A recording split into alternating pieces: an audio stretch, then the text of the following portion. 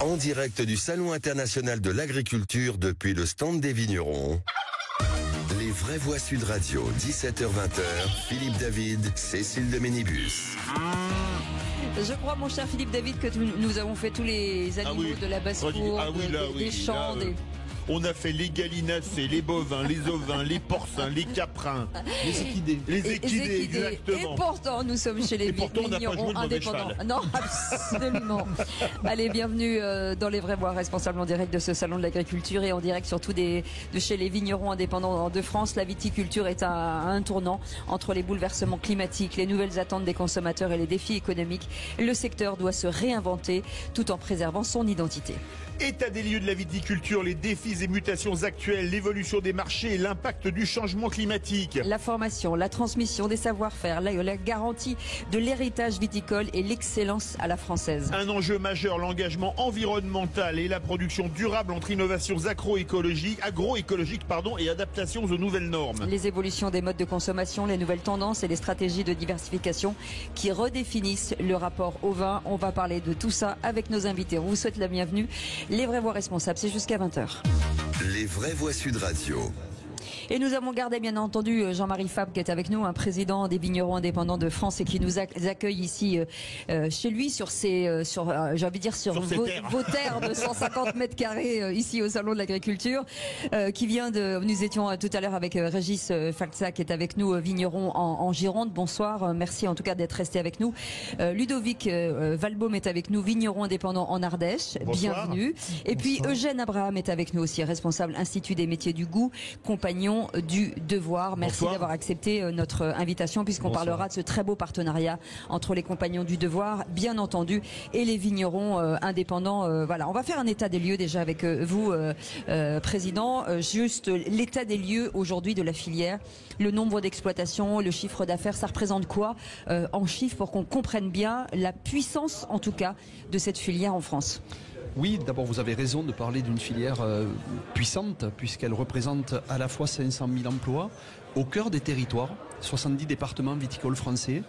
Elle représente aussi une force économique, un poumon économique pour notre pays puisque c'est 60 milliards d'euros de chiffre d'affaires, 92 milliards avec l'effet d'entraînement, mais c'est aussi et surtout le second ou le troisième réacteur de la balance commerciale française avec 15 milliards d'euros de chiffre d'affaires réalisés dans les pays du monde entier où le rayonnement de la France est aussi lié très clairement à la qualité de nos vins, à leur savoir-faire, mais aussi à l'image qu'ils véhiculent de notre pays et qui contribuent de manière aussi très directe à l'attractivité de nos territoires, puisque derrière cette formidable visibilité vitrine que sont les vins français, c'est aussi nos territoires qui sont finalement mis en avant et qui ramènent sur nos territoires viticoles énormément de visiteurs. Donc c'est un secteur stratégique qu'il convient aujourd'hui de renforcer et de protéger. Il y a 70 départements vinicoles sur les 100 départements, c'est bien ça? C'est bien ça. C'est bien ça, et ça représente combien de centaines de milliers d'hectares? Alors ça représente un petit peu plus de 800 000 hectares, un petit peu moins pardon de 800 000 hectares. Ça fait beaucoup. Ça fait beaucoup et en même temps c'est une... Ça va être compliqué pour tomber la pelouse là. C'est vrai, mais croyez bien que de temps en temps on n'a pas besoin de la tondre, notamment dans certaines régions viticoles. Mais oui, c'est à peu près 800 000 hectares. C'est des exploitations qui sont aujourd'hui sur ce territoire viticole français et qui véhiculent au-delà de l'image de marque, au-delà de l'économie, 70% de l'emploi à temps plein, ces TPE et ces PME artisanales que nous représentons et qui sont une véritable force, une richesse pour les territoires français. Je veux dire aussi que ce qui est important aujourd'hui, c'est que les consommateurs se retrouvent, je le disais tout à l'heure, en refaisant du vin, la boisson préférée des Français, dans l'émotion, dans ce que nous incarnons, nous les artisans de ce métier. Et tout ça avec modération, bien entendu. Il y a une chose importante, les deux alcools les plus consommés dans le monde, si je ne m'abuse, c'est la bière et le vin. La bière, il y a des petits brasseurs, mais c'est parfois des très grosses multinationales. Les vins, c'est surtout des petits producteurs comme vous, Ludovic Valbaume. Oui, c'est des petits producteurs et le brassicole et les vignerons se retrouvent souvent sur des terroirs. Mais il faut quitter l'image de la bière qui prend des parts de marché au vin, c'est faux. Les jeunes ont toujours été de l'un à l'autre, il ne faut pas les opposer. Il y a le brassicole tourisme qui suit l'énotourisme aujourd'hui. Et aujourd'hui, l'énotourisme est une porte d'entrée et un levier de développement pour nos entreprises. Vous voyez qu'ils ne sont pas moussés par rapport aux producteurs de bière. Régis Falsac est avec nous, un vigneron dans la Gironde. Il y a toujours derrière un vigneron, il y a toujours une histoire.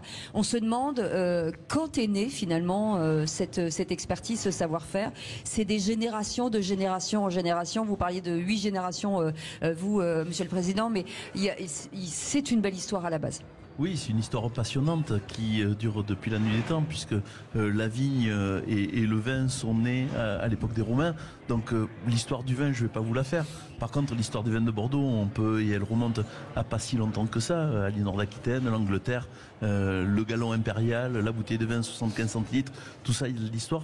Je rebondis sur les propos de Jean-Marie, les 800 000 hectares de terre en France, vous inquiétez pas, le jardin de la France, c'est l'agriculture. Et la balade digestive le dimanche après-midi, comptez sur les vignerons et les agriculteurs français pour qu'ils puissent la faire. On disait que la France était le premier producteur mondial en 2023, elle est descendue deuxième en 2024, mais elle reste toujours première en valeur. Et c'est parce que nos vins ont une valeur ajoutée supérieure, notamment grâce aux grands crus, où c'est juste le prix moyen de nos vins, même outre les grands crus, qui permet cet état de fait. Non, je crois que c'est deux choses différentes. D'abord, il faut avoir conscience aujourd'hui que le vin français, que le vin, c'est la France. Et que l'histoire des terroirs, des appellations, l'histoire qui a généré la plus-value sur ce produit-là est née en France. Et que quand bien même d'autres vignobles ont émergé dans le monde, ce qui crée la valeur, c'est aussi la part immatérielle qui est dans un produit. Sentimental. Et sentimental. Et vous évoquiez le fait de savoir si on est premier en volumiquement ou second producteur mondial. J'allais presque dire peu importe. L'important, c'est que la valeur ajoutée, c'est que la qualité, c'est que l'énergie qui est mise par les vignerons soit justement rétribuée et qu'ils créent cette richesse et cette valeur.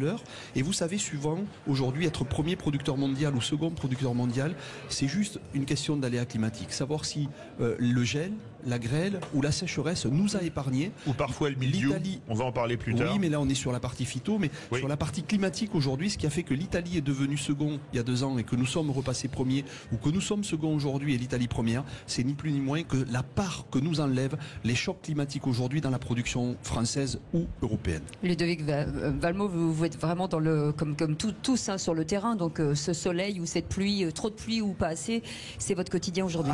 Et essentiel, Jean-Marie l'a dit, notre métier c'est de produire.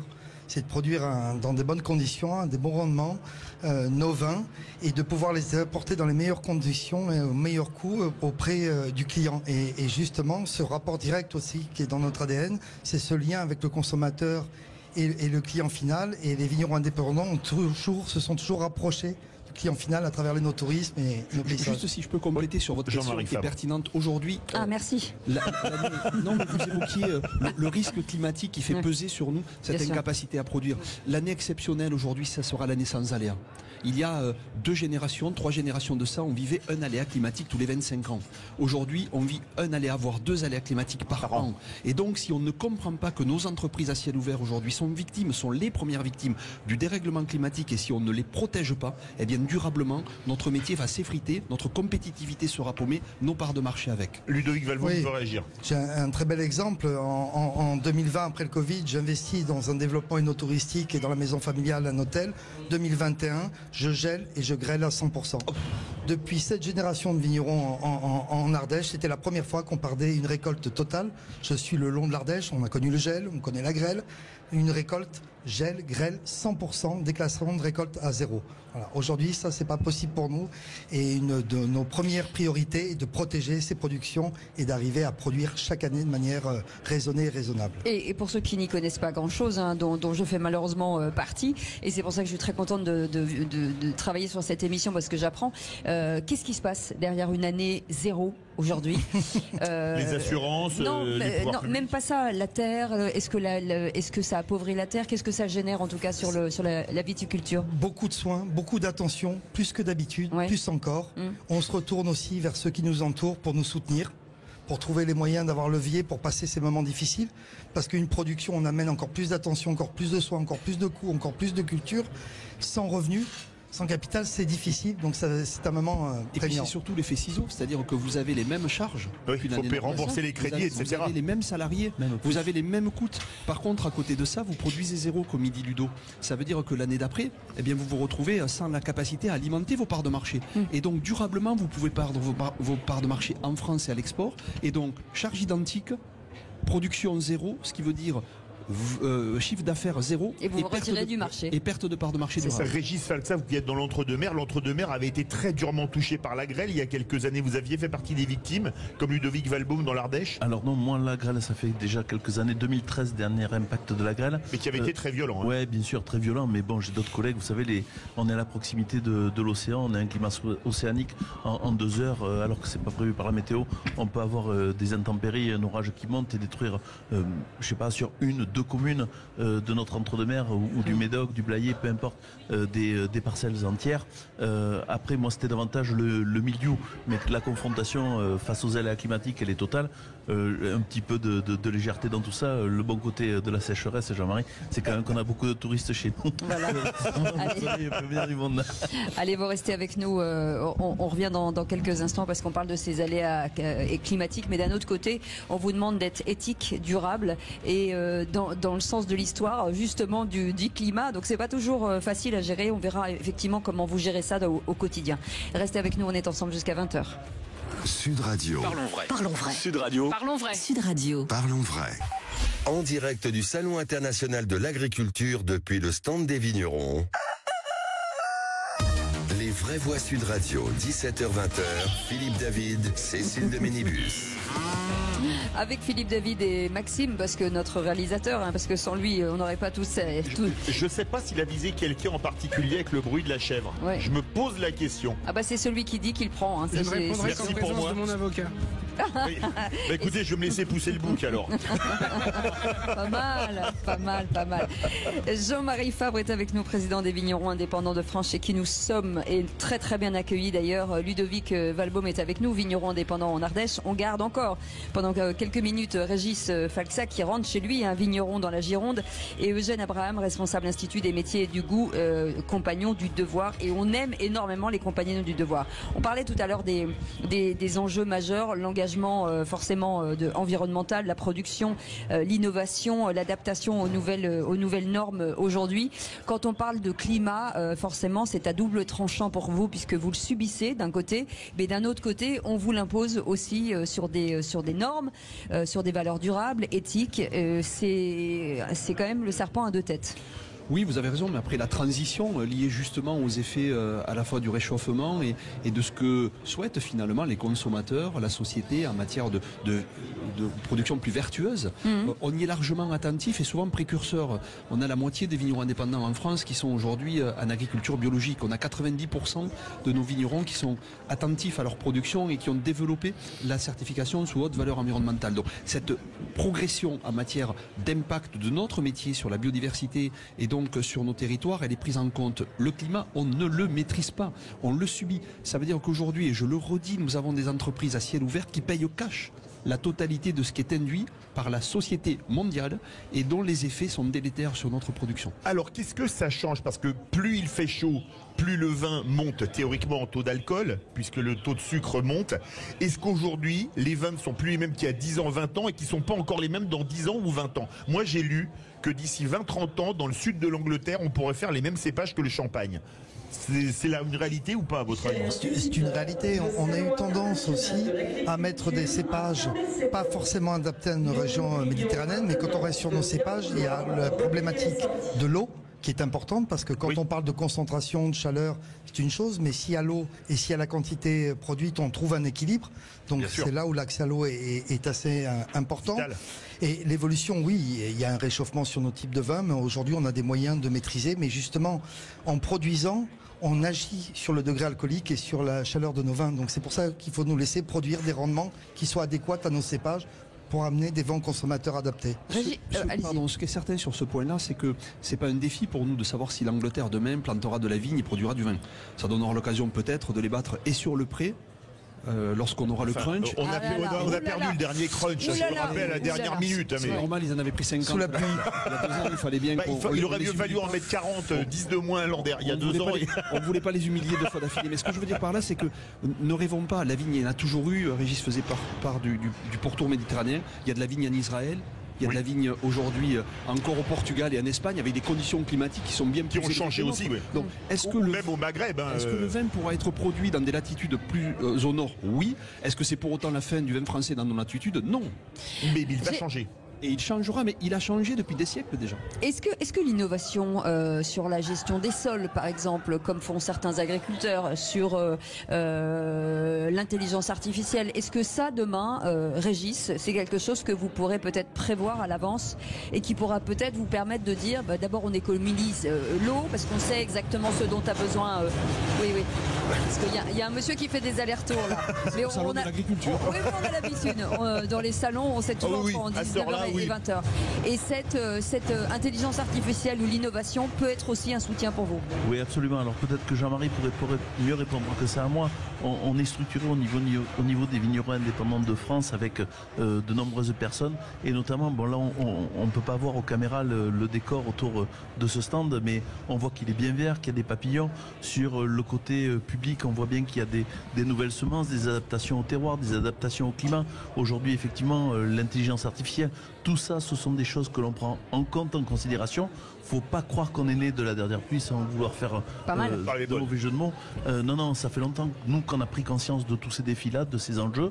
Aujourd'hui, on va vers des démarches environnementales engagées, certifiées, qui authentifient la qualité de notre travail, et tout ça au bénéfice d'une clientèle à la hauteur des attentes. Voilà. Une des conséquences du changement climatique, c'est que certaines zones manquent d'eau. On en a parlé pour les actions des écologistes, mais pas sur le fond. Il y a dans la première heure, vous dans les Pyrénées-Orientales, l'Aude, il y a eu ce gros problème. Est-ce que quelles conséquences et surtout quelles solutions vous préconiseriez? Alors d'abord, ça fait finalement un lien à la question posée tout à l'heure. Je pense qu'il n'y a pas une, mais des réponses. À la fois la pratique culturelle, à la fois la manière de réaliser notre métier, l'innovation, la technologie, la recherche sur des cépages, ou la fait d'importer, entre guillemets, des cépages qui jusque-là étaient cultivés sur d'autres latitudes et qui ont démontré leur résistance. Ce qu'on a fait depuis longtemps, hein. Il y a plein de cépages espagnols, notamment en France. Hein. Bien sûr, mais il y a aussi beaucoup de cépages que nous n'avons pas encore implantés et sur lesquels il y a certainement là aussi une part d'adaptation. La gestion de l'eau sera un sujet central. N'oublions pas que sans eau, il n'y a pas de production, mais sans eau, il n'y a pas de vivant. Le vivant, c'est de l'eau. Et aujourd'hui, il y a 3 cultures en bassin méditerranéen qui subissent le dérèglement et la sécheresse et qui ont besoin de la même quantité d'eau. Il n'y en a pas d'autres. L'olivier, la vigne, l'amandier. Si jamais on n'a pas 300 mm d'eau par an au mètre carré, ces plantes-là ne vivent pas. Donc si on a la bonne idée de dire, si demain il n'y a pas la vigne, on mettra une autre culture, il n'y aura pas d'autre culture. Par contre, ça sera certes la dégradation économique, la dégradation du paysage. Mais regardez ce qui se passe dans des régions où la sécheresse est arrivée sans de la culture. Ce sont des dizaines de milliers d'hectares qui brûlent. C'est de la biodiversité qui est impactée. C'est les paysages qui sont perdus. Et qu'il faudra des années à reconstruire. Et c'est des coûts pour la société. Donc on a besoin de bien anticiper ces sujets climatiques en investissant aujourd'hui pour économiser demain et pour épargner demain. Est-ce que ça veut dire que le vin, c'est un peu la question de Philippe tout à l'heure, est-ce que ça veut dire que les vins d'hier ne seront plus jamais les mêmes? Ils seront différents. Oui. Ils seront différents et je pense qu'on a aujourd'hui cette chance en termes de technologie, de vinification, d'outils, de pouvoir aussi essayer de lisser les impacts du changement climatique. Vous parlez de technologie. Aujourd'hui, il y a des vignes OGM résistantes, notamment aux parasites et à la sécheresse, qui sont en développement, en France notamment, et au Chili. J'ai lu ça en préparant. Est-ce que ça peut être une solution ? C'est une des solutions, c'est des pistes, mais à ce jour, on ne connaît pas de vigne. Alors, je n'ai pas le dossier précis jusqu'au bout, mais c'est en développement dans des laboratoires. Totale face aux maladies. Il y a toujours une faille, un point et une adaptation qui se fait aussi vis-à-vis de la maladie à un moment ou l'autre. Mais vous savez, l'hybridation fait partie de la génétique. On allait en parler après, l'hybridation, mais qui prend beaucoup plus de temps. Oui, mais regardez par exemple ce qu'est la Bourgogne. On parlait de Chablis tout à l'heure. Quel est le cépage qui fait la réputation mondiale de Chablis ? Le chardonnay. Vous savez ce que c'est un chardonnay ? Un cépage hybride. Oui, absolument. Et il a failli disparaître il y a un siècle. Heureusement qu'il y a eu l'hybridation et heureusement que les gens ont eu cette pertinence. Il a fait la réussite de ce vignoble-là. Regardez le Cabernet Sauvignon. c'est du Cabernet Franc et du Sauvignon blanc. C'est la génétique, c'est la nature. Le Malbec aussi, je crois qu'on travaille beaucoup dans le sud, et aussi un hybride. Ah, c'est la nature qui l'a fait. Bien sûr. Et le Marcellan, aujourd'hui, est un cépage qui est issu d'un croisement, juste par pétiole, entre du Grenache et du Cabernet Sauvignon. On a les outils, il faut se fermer à rien, en termes de technologie, de culture, d'innovation, mais aussi d'investissement. Ah oui, c'est ce que j'allais dire. Le mot, c'est le nerf de la guerre, c'est aussi l'argent, l'investissement. Quand on voit que certains viticulteurs mettent des parasols, c'est pas des parasols, je sais pas comment vous appelez. Non, mais même des ombrières aussi qui, en fonction du soleil, ça c'est énormément d'investissement. Oui, mais vous savez, je redis, investir aujourd'hui beaucoup, c'est économiser durablement. Oui. Si on n'est pas capable d'investir sur les filets paragrêles, sur les tours antigel, sur les fils chauffants, sur l'aspersion ou sur les ombrières, nous ne produiront plus dans la quasi-totalité des vignobles français à cause des pertes d'aléas climatiques. Oui, mais ces capitaux, il faut aller les chercher. Où est-ce que le gouvernement aujourd'hui... Il faut investir, nous, professions, mais il faut être soutenu par les pouvoirs publics, État, régions, fonds européens. Quand vous dites il faut, c'est-à-dire que c'est pour l'instant, c'est obligatoire. Il ne se passe pas grand-chose. Ben si, c'est, je pense, le sujet de tout ce qu'on a fait pendant ce salon de l'agriculture. D'accord. Et dans un moment où les budgets sont contraints, on est allé dire à la ministre des Comptes publics qu'il va falloir mettre 2 milliards sur la table dans les 4 ans qui arrivent. Sinon, ça coûtera 2 milliards par an durablement.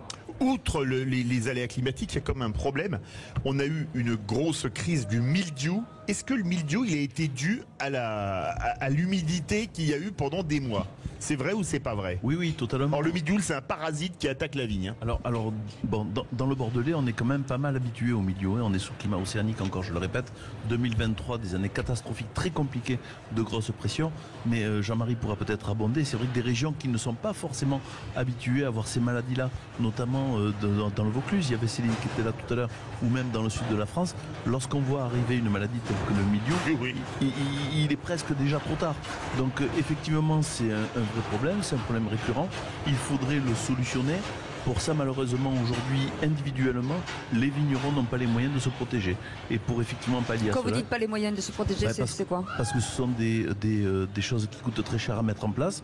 Et seul, on ne peut pas non seulement répondre à cet enjeu-là, et en plus, si on veut pérenniser notre métier et envisager la viticulture et l'agriculture demain en France, il va falloir nous aider à aller vers ça.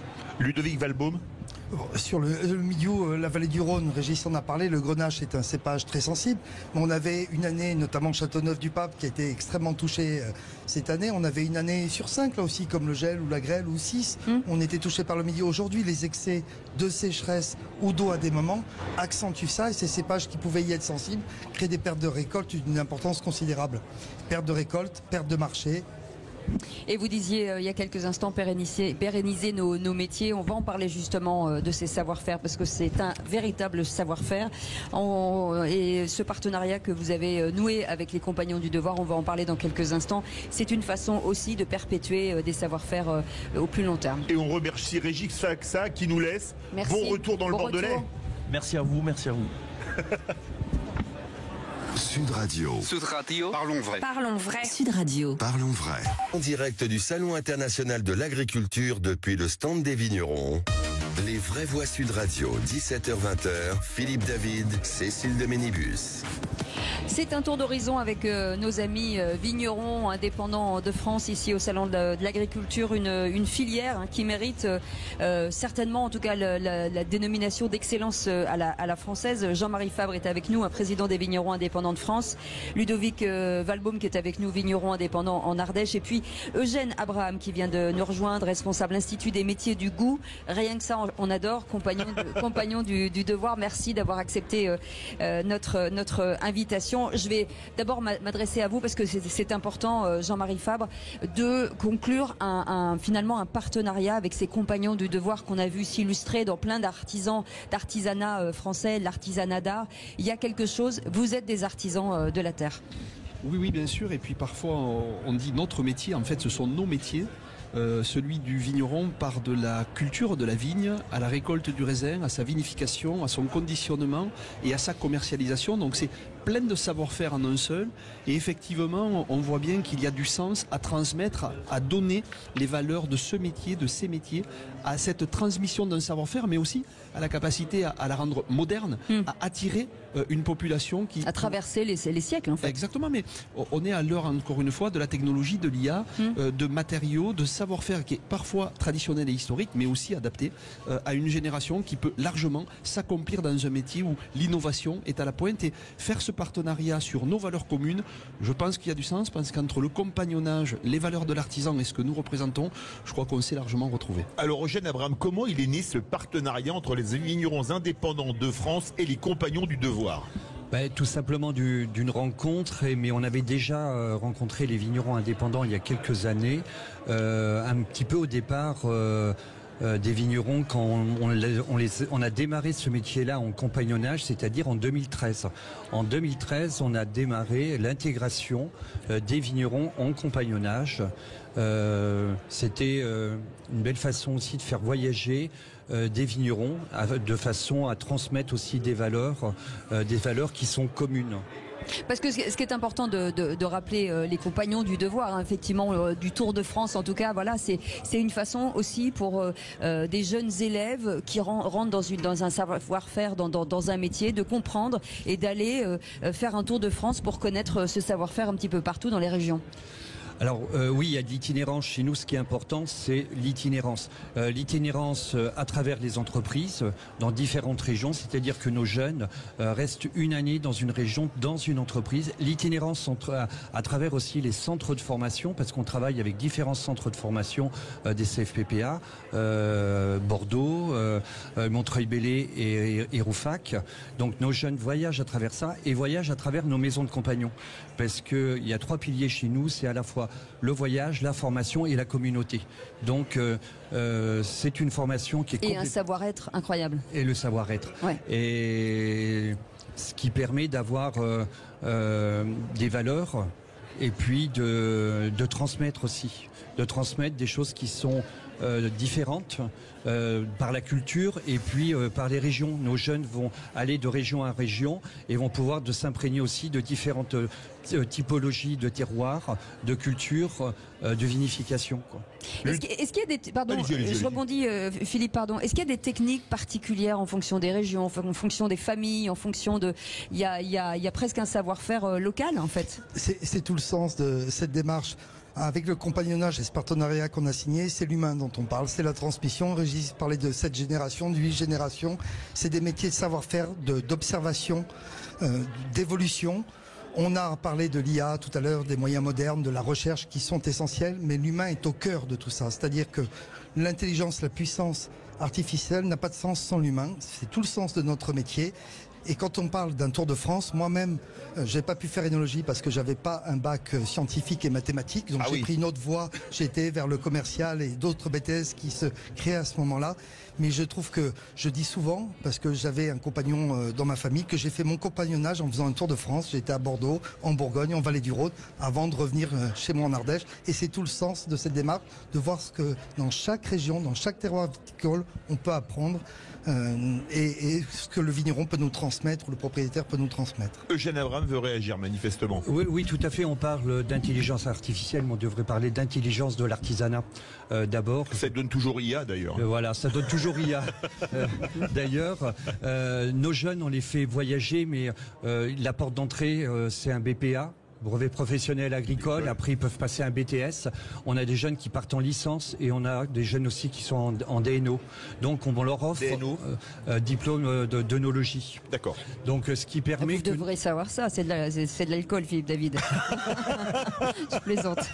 Ce qui permet, c'est que nos jeunes, ils ont un parcours, c'est pas qu'une formation qu'on leur propose, c'est un parcours complet, de façon à être, qu'ils puissent s'adapter à toute typologie d'entreprise aussi. C'est un métier très qualifié quand même, hein. Oui. Le métier de vigneron. Alors c'est un métier très qualifié, et c'est aussi un métier qui fait appel à énormément de compétences. Parce que bien évidemment, on peut être soi-même son seul artisan sur une petite structure et aller au bout de toutes les démarches, et c'est aussi ce qui nous fait vibrer. Mais on a besoin de compétences aujourd'hui de plus en plus nombreuses. On parlait de changement climatique, des défis de production, des savoir-faire locaux. Oui, il y a plein de métiers en main. Bien sûr, mais énormément de technologies embarquées, hochées à la vigne. mais aussi en matière de marketing et de communication, c'est le nerf de la guerre. Et d'entrepreneurs. Il y a le savoir-faire et le faire savoir, et aujourd'hui nos métiers sont au cœur de tout ça. Ludovic Valbon, vous êtes d'accord avec ça? C'est vrai que c'est très vaste les palettes qu'on peut trouver comme métier. Ça va de celui qui taille les vignes jusqu'à l'ingénieur agronome, en passant par le commercial export qui parle 5 ou 6 langues et qui va vendre les vins de l'Ardèche au Japon, en Australie ou au Guatemala. C'est ça, c'est exactement, ça va vraiment du travail du sol, de la production, à la transformation avec la vinification, à la commercialisation, à la gestion. Cécile, tu l'as très bien dit, mais aussi aujourd'hui avec une nouvelle part de notre métier qui est l'énotourisme, c'est-à-dire se rapprocher d'une filière qui économiquement, localement est très importante pour nous. C'est du tourisme au bois du vin, c'est ça? C'est du tourisme au bois du vin, c'est du tourisme expérientiel, où justement là, on vend aussi nos savoir-faire, on partage avec le visiteur nos paysages, ce savoir-faire et... Juste un point sur ça, parce que le no-tourisme, c'est la filière d'excellence du tourisme français. C'est celle qui aujourd'hui crée beaucoup de valeur et qui aussi imprime, fait des gens qui traversent nos territoires de formidables ambassadeurs. N'oublions pas que c'est ça aussi que l'on veut véhiculer, c'est-à-dire que les gens, quand ils rentrent chez eux, ils ont vécu une expérience unique, rare, dont ils seront les témoins auprès des autres consommateurs futurs. Une rencontre. C'est ça les compagnons du Voir, ça a été des rencontres que vous avez fait avec eux? De toute façon, ce n'est fait que de rencontres. Et le voyage chez les compagnons est important, donc ce qui fait qu'on rencontre énormément de monde. Et nos jeunes partent aussi une année à l'international. On a la chance que nos jeunes peuvent partir sur les 5 continents, et là où il y a de la vigne, et donc voyager. Donc ça, c'est important aussi. Jean-Marie Fabre, est-ce que on peut le dire aujourd'hui, cette filière peut devenir à un moment donné pénurique? Elle pourrait, si on n'est pas capable de faire comprendre aussi à la jeune génération que notre métier a changé.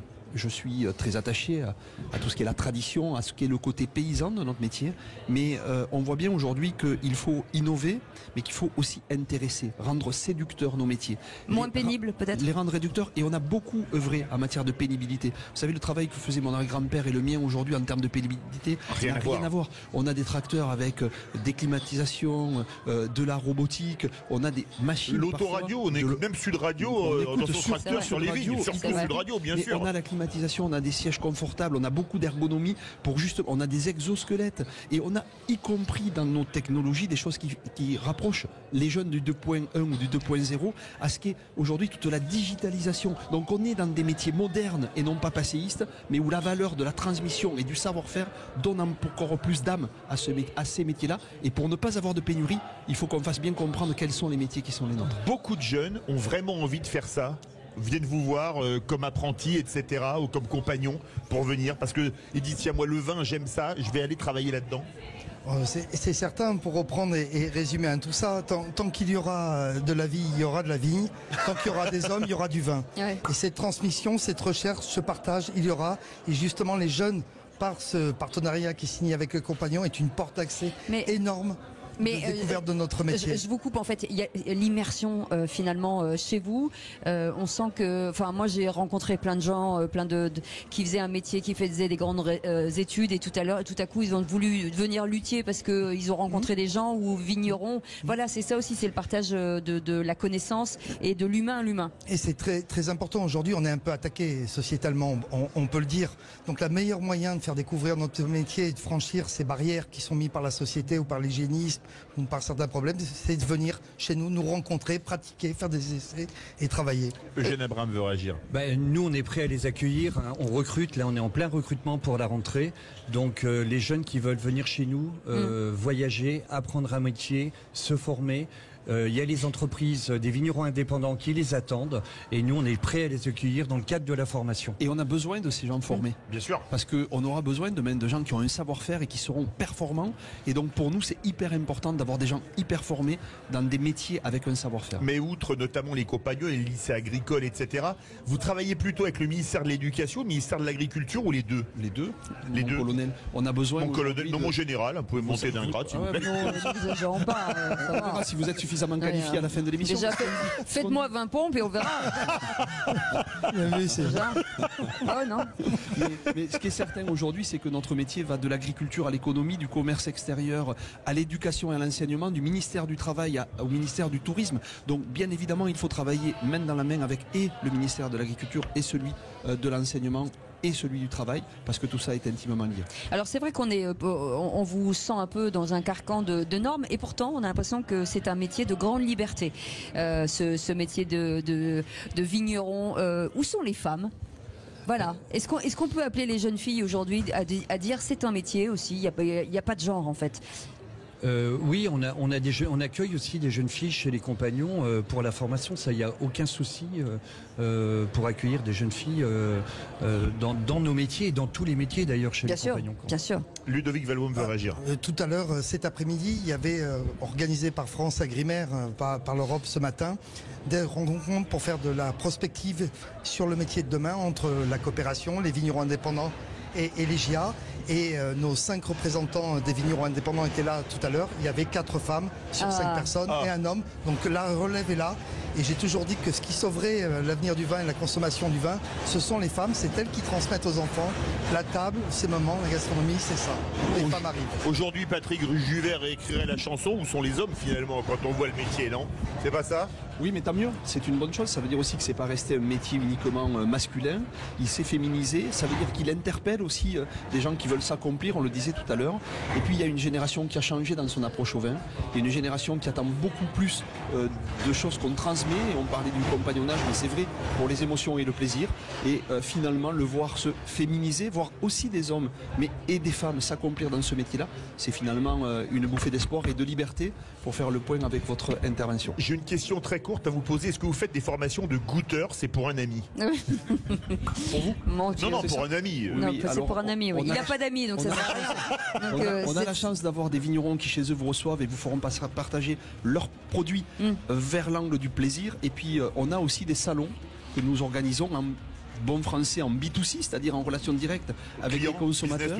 Exactement, on reçoit à peu près 500 000 visiteurs, donc beaucoup de jeunes qui viennent découvrir notre métier par l'angle justement du plaisir. Juste pour vous dire que les goûteurs recrachent. Je suis désolé pour vous, Philippe David. Et oui, et c'est tant mieux, c'est la bien modération. sûr, heureusement, c'est la modération. Non, mais je prends quand même. Non. Allez, vous restez avec nous puisqu'on parlait de mutation, de transformation. Et ben le vin se transforme aussi et s'adapte à tous les goûts des consommateurs avec des nouvelles tendances. Et ça, ce qui veut dire, c'est que cette belle expertise, ce savoir-faire se diversifie encore un peu. Sud Radio. Parlons vrai. Parlons vrai. En direct du Salon international de l'agriculture depuis le stand des vignerons. Les vraies voix Sud Radio, 17h-20h. Philippe David, Cécile de Ménibus. Non mais n'importe quoi, Maxime, notre réalisateur qui est resté dans le studio, donc il se venge parce qu'il se dit mais eux ils sont là, effectivement, très bien accueillis on chez n'a pas les plateaux de fromage nous, donc on se venge un peu, ouais. Oui, ça y est. Bon, on n'a pas de plateau de fromage. La vengeance c'est un plat qui se mange froid. Autour de ce fromage, avec nous Jean-Marie Fabre qui est avec nous, président des vignerons indépendants de France, Ludovic Valbaum, vigneron indépendant en Ardèche, et puis Eugène Abraham qui est avec nous, responsable institut des métiers du goût. Et ça, j'adore cette formulation. Ah oui. Compagnon du devoir. D'ailleurs, je vous incite à aller voir sur leur site internet parce que c'est assez incroyable. La diversification, Jean-Marie Fabre, aujourd'hui, les nouvelles tendances, les mois sans alcool, finalement, on trouve des solutions à tout aujourd'hui quand on est viticulteur. On cherche, mais on trouve. Oui, puis on se fait plaisir, c'est un formidable terrain de jeu, notre métier. Et je pense que l'avantage que nous avons quand on est justement vigneron indépendant, c'est de se laisser libre cours à ce qu'on a envie, à se donner les moyens d'aller vers des produits innovants parfois, déroutants, quand on a lancé pour certains vignerons les premiers vins bio, puis les premiers vins nature, puis ensuite les vins clairs, les vins légers. Vous parliez tout à l'heure des vins oranges, qui sont... Mais qui dataient de l'Antiquité déjà. Qui dataient de l'Antiquité, mais qu'on ne voyait plus depuis maintenant presque 2000 ans. Moi j'ai découvert il y a 2-3 ans. Et donc ça permet finalement à chacun de s'exprimer et de parler à des consommateurs qui n'arrivent plus par le vin parce que la famille leur a transmis, parce que le repas habituel qu'on avait il y a 20 ou 30 ans permettait d'avoir cette transition ou en tout cas cette éducation.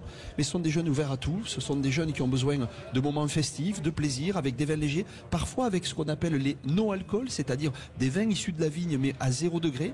Mais tout ça est un véritable cheminement pour des moments et des instants de plaisir. On s'ouvre à ça et ça permet réellement de répondre à toutes ces attentes. Est-ce que c'est un problème générationnel, la consommation du vin? On consomme moins aujourd'hui par rapport aux autres générations, mais plus qualitatif, c'est plus devenu un produit de plaisir. Mais ce n'est pas un problème. Ah mais j'ai pas dit que c'est un problème. Vous avez dit, est-ce que c'est un problème générationnel? Non, ce n'est pas un problème, c'est une évolution. Et aujourd'hui, la consommation des vins aliments, celle qui permettait de nous nourrir, d'avoir une part d'alcool et donc d'énergie, celle qui permettait d'avoir un produit qui permettait d'assainir l'eau, tout ça a disparu, heureusement, au profit de la consommation plaisir. Et cette génération aujourd'hui a besoin qu'on lui raconte une histoire, qu'on lui vende une personnalité au-delà même d'un produit qui n'est qu'une boisson. Ludovic Valbaum veut réagir. Oh, je réagis fortement. Je viens d'une région extrêmement touristique, Vallon-Pont-d'Arc. Les gorges de l'Ardèche. Les gorges de l'Ardèche, les canoës, la grotte Chauvet, la chapelle Sixtine de l'Art pariétal. Les gorges pour boire du vin, c'est bien. Vous avez compris qu'il est à l'office de tourisme de l'Ardèche. Là, il fait ici la promotion de son département. Et maintenant, je vais en venir au vin, Jean-Marie, et un IGP, un vin de pays d'Ardèche, qui était connu. Souvent, on connaissait l'Ardèche par son tourisme, mais pas par son vin. Et les visiteurs, en ouvrant nos portes, en faisant découvrir par cette expérience humaine, par d'autres portes d'entrée, par notre patrimoine, par la gastronomie, par des expériences nature au sein de nos terroirs, ils ont découvert nos vins, ce qui est venu en appui. Et aujourd'hui, les gens connaissent l'IGP Ardèche, il est reconnu par ses différents cépages. Alors, je rebondis sur ce que vous disiez tout à l'heure, parce que moi, j'ai découvert le vin sans alcool à un dîner, et moi qui ne bois pas jamais d'alcool, j'ai passé franchement une excellente soirée, parce que j'avais une vraie bouteille de vin devant moi. J'avais pas l'impression d'être l'enfant, en tout cas, de mes amis, et j'ai passé une très bonne soirée, parce que ça reste un très bel objet. Et je fais partie de ces gens qui adorent acheter du vin et du bon vin, parce qu'on adore recevoir, et on est toujours un peu frustré de ne pas en boire. Et ben là, on a l'impression de faire partie du jeu. Oui, parce que le vin, c'est tout un art, c'est un décorum, c'est ce qui va avec la manière de consommer, c'est ce qui va avec finalement le partage entre amis. Et la première chose qu'on fait quand on est entre amis et qu'on ouvre une bouteille de vin, on va parler d'une histoire personnelle, de la rencontre avec une femme ou avec un homme, et on peut le faire y compris sur le produit est à faible degré d'alcool ou à 0 degré d'alcool, s'il est innovant, s'il est effervescent, s'il est léger ou s'il est puissant, s'il a une véritable histoire traditionnelle, s'il est un cru ou un simple vin de terrain de jeu formidable que sont les vins de cépage. Et pour rejoindre ce que tu venais de dire, Cécile, c'est exactement ça, c'est-à-dire qu'on consomme entre amis, c'est un partage, c'est un lien, on vit une expérience, et une personne qui ne voudra pas boire ce jour-là pour différentes raisons pourra participer avec un verre, avec une bouteille, en ayant l'impression de, et voilà, et c'est un droit. Et moi j'ai un sommelier qui prône aussi pour le Nolo, on fait des cocktails sans alcool, on peut avoir du vin sans alcool. Et c'est festif. Et c'est festif, bien sans sûr, alcool. et on le partage avec les autres. Un aspect festif qui parfois fait hurler les amateurs de vin. Est-ce que dans les nouvelles consommations, il n'y a pas les vins, ce que j'appelle les vins ludiques, c'est-à-dire par exemple les vins pétillants italiens, comme on est sur les vins français, je ne vais pas les citer, où aujourd'hui maintenant, l'été, beaucoup de gens boivent des rosés piscines, comme on dit, au pamplemousse, à la fraise, à la framboise. Malheureusement, c'est pratiquement tout le temps du rosé espagnol. Est-ce que c'est très souvent, quand même, et c'est vrai, est-ce que c'est pas une nouvelle mode, un nouveau mode de consommation qu'il faut prendre pour les viticulteurs? Oui, c'est un terrain de jeu formidable où il ne faut rien se refuser. Parce que ces consommateurs-là qui n'ont pas forcément les codes ont envie de se faire plaisir, ont besoin de se faire plaisir. Et effectivement, que ce soit les vins effervescents, y compris les cocktails, alors on pourrait dire spritz parce que vous ne l'avez pas dit, mais on voit bien que c'est un sacrilège parfois pour les historiques des bulles traditionnelles. Mais rien n'enlève le plaisir de se faire de vraiment apprécier un champagne de grande qualité, et on a tous des moments où on consomme autre chose, où on est habillé différemment, où on a envie de sensations différentes, et c'est pas parce qu'on n'aime pas la gastronomie française qu'on va acheter une baguette de pain et un morceau de fromage et de beurre. Non, au contraire, on peut avoir des moments où on prend un repas gastronomique et des moments où on va dans une brasserie pour déguster des plats plus traditionnels. Eugène Abraham, on est comme les compagnons du devoir dans l'excellence à la française quand même. Ben oui, on est dans l'excellence à la française, mais j'ai eu l'expérience de faire un repas de famille et j'ai amené du vin sans alcool. Et même mes nièces qui sont amatrices de vin ont goûté ce vin sans alcool. C'est étonnant. C'est très étonnant. Moi, ça m'a surpris beaucoup, mais je me suis rendu compte que c'était un petit peu un plaisir, se disant aujourd'hui, on n'a pas envie de boire d'alcool, mais on a un verre de vin et on a une bouteille comme tout le monde. Ben c'est ça, c'est exactement ce que je me suis senti moins seule tout à coup. Ouais. Et j'étais vraiment très surpris. Mais mais c'est important ce que je dis. Non, pas du tout. Non, mais c'est assez important ce que je dis parce que c'était pour la première fois de ma vie. aujourd'hui, j'avais un verre à pied avec du vin qui n'était sans alcool, mais il s'est passé quelque chose. Et c'est pour ça que je me dis, c'est quand même un produit de partage assez incroyable. On n'est pas obligé de sacraliser pour essayer de rendre plus accessible ce métier et notre métier. Parce que notre métier, il est fait de ça, de partage. Et vous pouvez très bien partager une histoire familiale, y compris si le produit a peu ou pas d'alcool. C'est compliqué à faire. Alors c'est technique, c'est technologique. Alors parfois les puristes vous diront c'est pas forcément un produit, voilà, mais dans la tradition, on peut très bien encore une fois avoir des produits de grande gastronomie avec l'histoire liée à cette gastronomie, mais on peut aussi casser les codes. On peut avoir un côté un petit peu plus disruptif.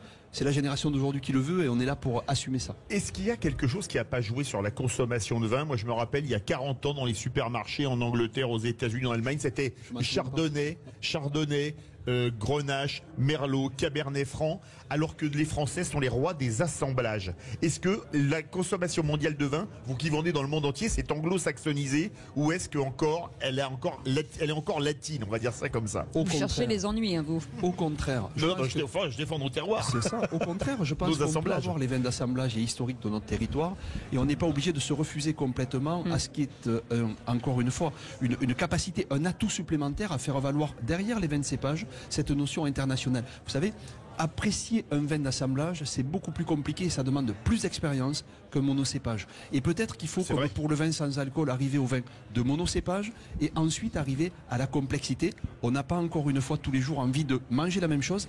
Est-ce qu'on pourrait dire d'un constructeur automobile sans marque qu'il est réduit uniquement à un modèle A, à la berline ou au 4x4? Eh bien moi je pense que dans notre gamme de production on peut avoir tout ça parce que tous les jours on n'est pas obligé d'utiliser ni la même chaussure ni la même voiture et de manger les mêmes choses. Mais par contre le vin peut, comme les voitures, être coupé.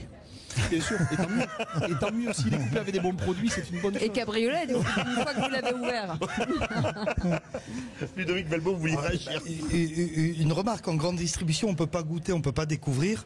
Et chez le vigneron à Sacave ou chez lui, au salon des vignerons indépendants, vous allez pouvoir goûter des vins de cépage et le vigneron va pouvoir vous expliquer sur son vignoble l'assemblage des différents cépages, ce qu'il apporte, le constater, le découvrir et là vous adhérez. Et c'est un chemin, c'est un parcours initiatique un peu comme le compagnonnage et c'est vers ça qu'il faut tendre. Juste un dernier petit mot justement sur ces grandes braderies de vin dans les supermarchés. Est-ce que c'est un atout pour vous finalement ou est-ce que ça ne mène pas à grand chose finalement? Vous voyez, je pense qu'il y a deux aspects. Il y a l'aspect purement par le prix. Regardez la grande distribution, elle distribuait 70% des vins achetés en France il y a 10 ans, 2013. C'est plus que 31%. Et c'est pas la braderie qui fait que les foires au vin où au contraire on découvre les produits continuent à se tenir, mais les moments de foire promotionnels où on casse les prix, c'est pas forcément là où la grande distribution fait sa marge. Je pense qu'il y a aujourd'hui au contraire une notion de partage, une notion d'histoire, une notion de valeur. Ce qui a le plus progressé en 10 ans dans la grande distribution, ce sont les vins à fort pouvoir ajouté, à forte valeur ajoutée, à plus de 7 €. Bien sûr, ça ne compense pas volumiquement, mais ça veut dire que ça correspond à une tendance, à une attente. Merci mille fois, beaucoup. en tout cas. Merci de votre accueil, merci pour tous ces mots. Jean-Marie Fabre, président des vignerons indépendants de France. Merci beaucoup, Ludovic Valbaum, vigneron indépendant en Ardèche. Merci beaucoup, Eugène Abraham, d'avoir été avec nous, responsable Institut des métiers du goût, compagnon du devoir, et bien entendu à tous ces vignerons qui se sont succédés à cette table et qui nous ont fait rêver. Ah oui, fait voyager. C'était magique. Et il y en a un autre qui nous fait saliver, c'est Lionel Rousseau qui est avec nous. Bonsoir Lionel. Bonsoir. Mais c'est vous qui me faites rêver et qui me faites saliver chaque jeudi soir pour vous présenter cette émission. Une émission un peu amour vache à vrai dire, car dans le cadre du foot, les présidents se déchirent. Pablo Longoria, le président de l'Olympique de Marseille, a été suspendu 15 matchs pour avoir notamment insulté les arbitres en critiquant le niveau de la Ligue 1. Et oui, et ça s'est produit comme ça. Ça s'est produit comme ça, comme on vient de l'entendre. Effectivement, traduit dans le texte, il n'a pas parlé en espagnol, il a parlé en français. Il a évoqué la corruption notamment. Il a été suspendu. On en parle ce soir avec toute notre équipe, avec Karim Zeribi, avec Michel Moulin. Et figurez-vous qu'un certain Jean-Jacques Bourdin est avec nous également ce soir dans l'émission. Ah, mais on est des dingos, nous. Ah, d'accord. Allez, on sera là, bien entendu. Allez, on vous souhaite une très belle soirée. Merci beaucoup à notre équipe ici qui a organisé cette émission. Et puis, on se retrouve demain à partir de 17h. Passez une très belle soirée avec le foot.